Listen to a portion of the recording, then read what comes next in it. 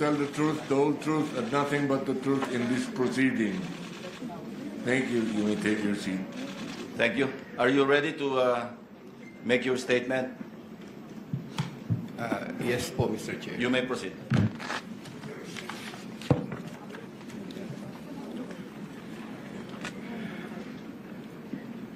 Dear Senator Lacson and honorable members of the Blue Ribbon Committee, I am Roberto Bernardo, formerly an Undersecretary for Operations of the Department of Public Works and Highways, DPWH.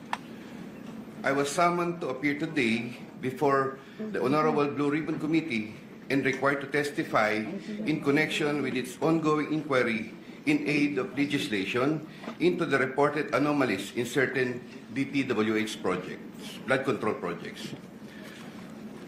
Bago ko po ilahad ang aking nalalaman sa mga bagay na nais tumbukin ng kagalang-galang na Blue Ribbon Committee, ako po ay umaamin sa aking maling nagawa. Ako po ay hindi naging matatag at tapat sa pagpapatupad ng tungkulin na ipinagkatiwala sa akin ng ating pamahalaan at sambayanan. Taus-puso at puno ng pagsisisi na ako po ay humihingi ng kapatawaran sa Diyos, sa ating bansa at mga kababayan, gayon din sa aking pamilya, mga kaibigan at sa lahat ng aking binigo. Nakagawa po ako ng pagkakamali at pinahintulutan ko po ang aking sarili na maging kasangkapan sa pagpapatupad ng isang masamang gawain. Handa po akong gawin ang lahat ng nararapat upang maiwasto ang aking kamalian at maiwasan na ito'y mangyaring muli. I wish to assure the Honorable Blue Ribbon Committee of my full cooperation with the investigation.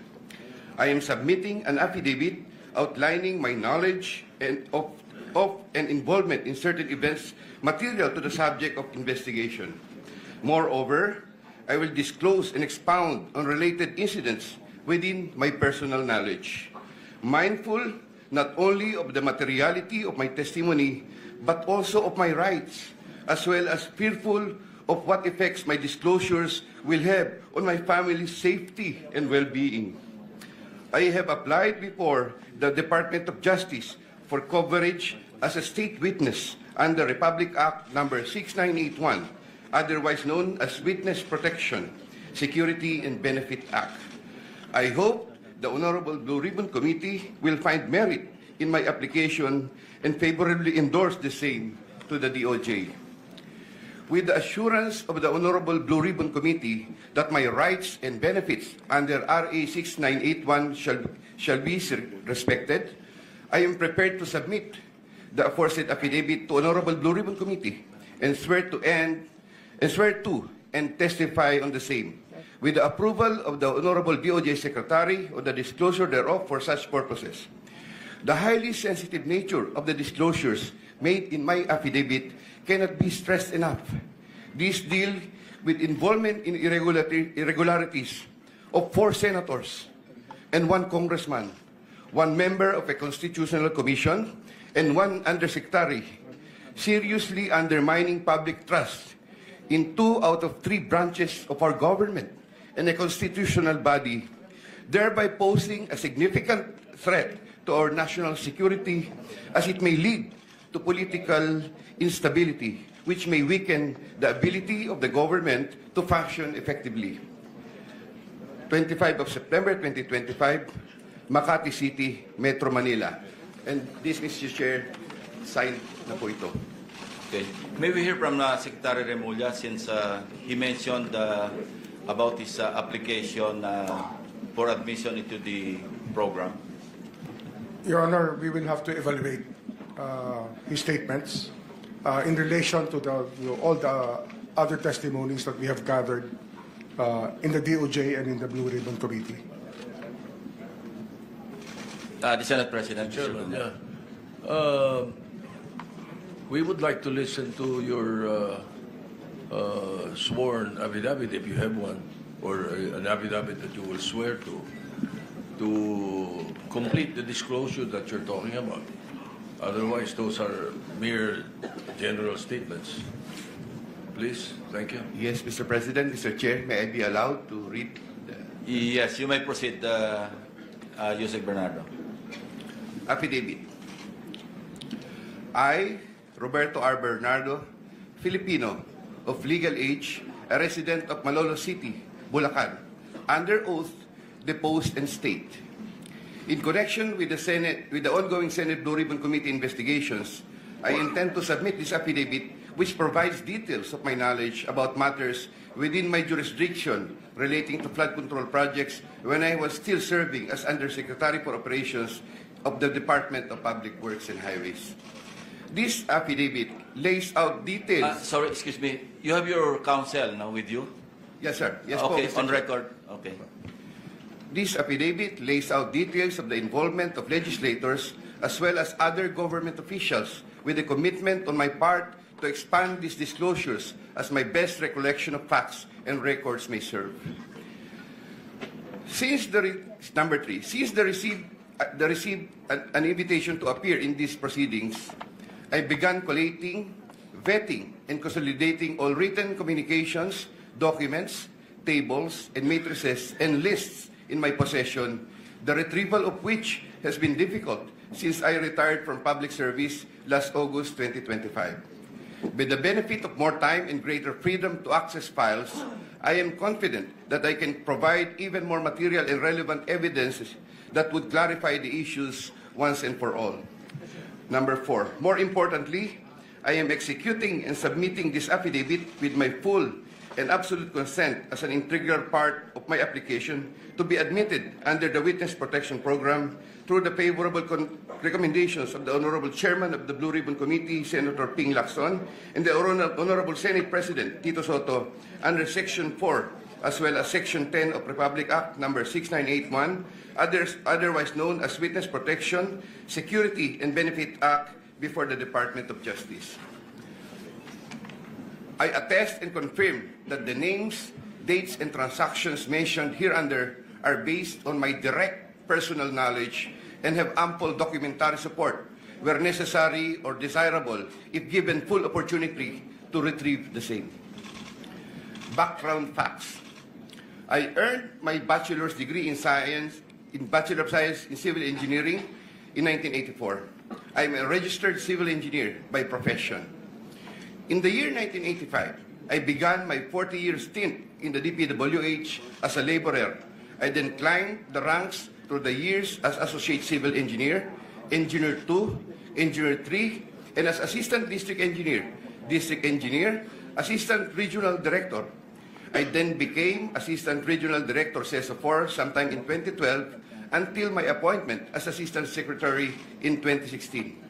I finally became Undersecretary more than a year later and remained such until my retirement on August 2025. I met former District Engineer Henry Alcantara during my assignment in the Laguna 2nd District Engineering Office. Engineer Alcantara, Engineer Bryce Hernandez, Engineer J.P. Mendoza, and Engineer Algie Jumasig all belong to the Bulacan 1st DEO. 2020-2040 scheme. Sometime after the State of the Nation address of President Ferdinand Bongbong Marcos Jr. in July 2025, and while I was already on sick leave, I heard from Secretary Bunoan for the first time that Engineer Alcantara, Engineer Hernandez, Engineer Mendoza, and Engineer Dumasig were engaged in contracting activities using the licenses of other contractors. Subsequently, Engineer Hernandez confirmed this arrangement through one of the legislative hearings and by other contractors whose license they used. According to Bryce Hernandez, their sharing is 20-20-20-40% from these activities. My understanding is that they had prepared and signed documents for purposes of collecting payments, which they then apportioned the profits amongst themselves. However, I must admit that I have no personal knowledge on the exact actions they took to accomplish this scheme, and I can only be asked general questions on the systems in place that would have allowed this modus operandi to happen. I categorically state that I have neither knowledge nor participation in these business activities, which were entirely done by Engineer Alcantara, Engineer Hernandez, Engineer Mendoza, and Engineer Dumasig on their own. Ghost projects. At about the same time, after the 2025 SONA, I also heard for the first time that aside from the 2020-2040 scheme, were flood control projects, ghost projects, for which Engineer Alcantara, Engineer Hernandez, Engineer Mendoza, and Engineer Dumasig were also responsible. These were confirmed later by Secretary Bunaan during a separate legislative hearings. I called up Engineer Alcantara to ask him about these flood control ghost projects. He denied any participation. Subsequently, he likewise told me that he even convened the officers of Bulacan First DEO to confront them about these ghost projects, and that some officers, it was Engineer Hernandez, who was the primary person responsible for the same. In the exact words of Engineer Alcantara, si Bryce po yan. I categorically state that I have neither knowledge nor participation in these flood control ghost projects. Congressman Saldico. My personal knowledge regarding Congressman Saldico are set out as follows. Congressman Saldico one time called me to say that he met Engineer Alcantara and wanted to confirm, maayos bang kausap si Engineer Alcantara? To which I replied, maayos po. Engineer Alcantara then told me that Kong Saldico was asking for a 25% commission, and out of that amount, 2% was to be shared equally between Engineer Alcantara and myself. In his exact words, boss, hati na tayo sa 2%. Furthermore, Engineer Alcantara would tell me every time that he made deliveries of cash to Congressman Zaldico in compliance with his commitment to Congressman Zaldico.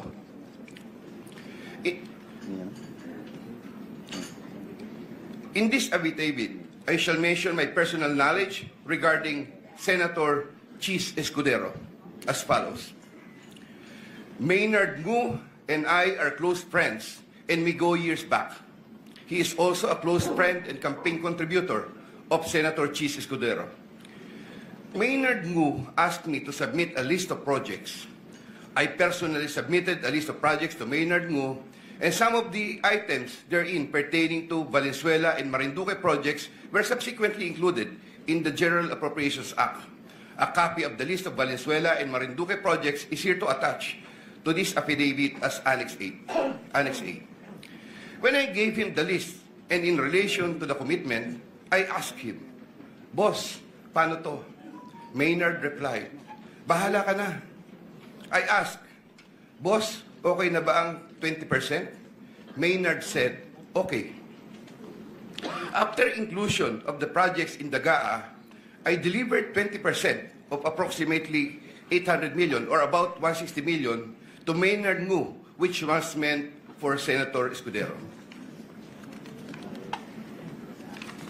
Finally, I would like to add that deliveries of cash were personally made to me, by me, to Maynard Ngu at his office in Manila.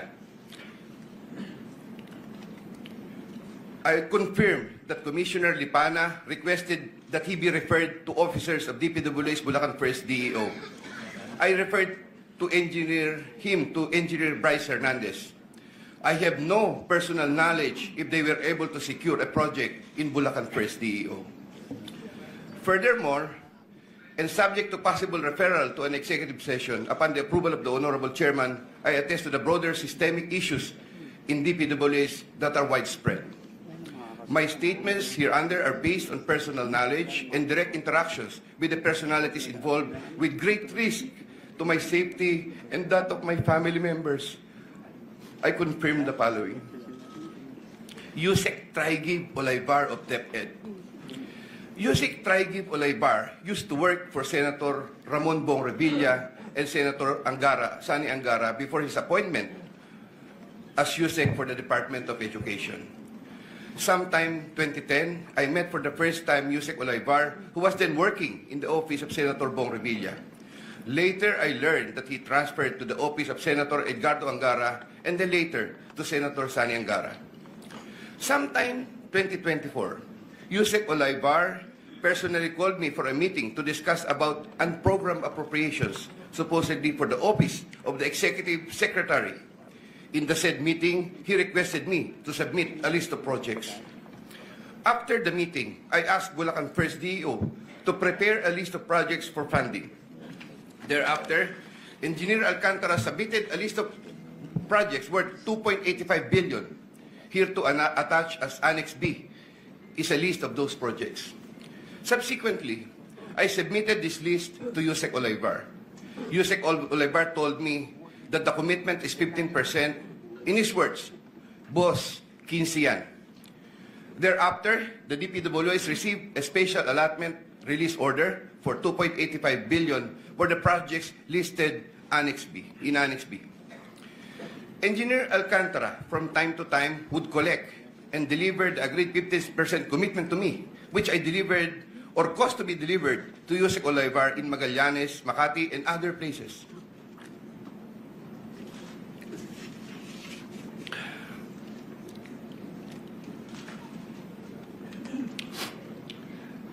Senator Ramon Bong Revilla. Sometime in the year 2024, Senator Revilla and I met where I gave him a list of projects given to me by Engineer Alcantara. Senator Revilla asked for a commitment, which I suggested. Then he approved at 25% of the total amount of the projects indicated in the list here to attach as Annex C. I relayed the 25% commitment to Engineer Alcantara and told him that Senator Revilla will appreciate additional contributions for his senatorial re-election bid. Engineer Alcantara collected the 25% commitment, or about 125 million, which was turned over to me and then delivered to Senator Revilla in his house in Cavite.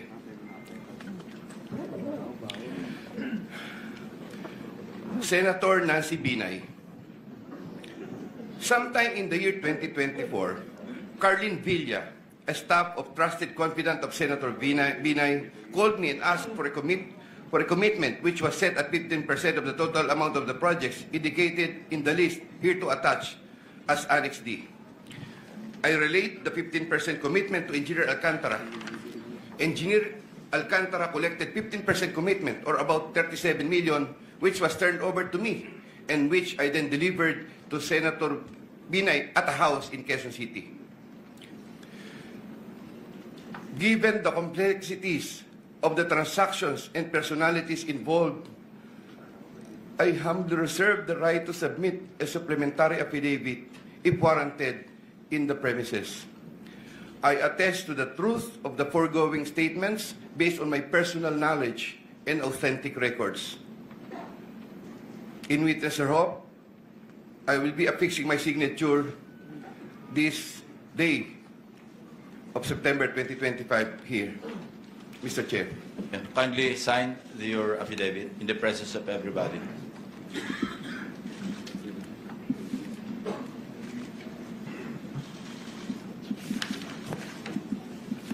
Here, Mr. Chair, I have already signed it. For the record, you signed the same affidavit that you read, no? Yes po, Thank you. Mr. Chair. Maraming salamat, Yusek. Secretary Remulla is recognized. Your Honor, after hearing his affidavit and his willingness to disclose all other details about the transactions that happened under his watch, may I respectfully ask the committee to allow the DOJ to have an evaluation of Mr. Bernardo immediately. This matter has to be done because of the gravity of the situation and the fact that we may have to really work overtime on legal matters that are needed, or on necessary legal matters, so that we can preserve the monies and other things that are involved in this discussion. Thank you, Secretary Remulla. Will you be open to answer some questions addressed to the Secretary of Justice before you leave? Just like the last time? No, not to Yusek Bernardo, but to the Secretary for some clarificatory questions. I mean, to the Secretary of the OJ, not to the affiant. Because you have to bring him back after lunch, no?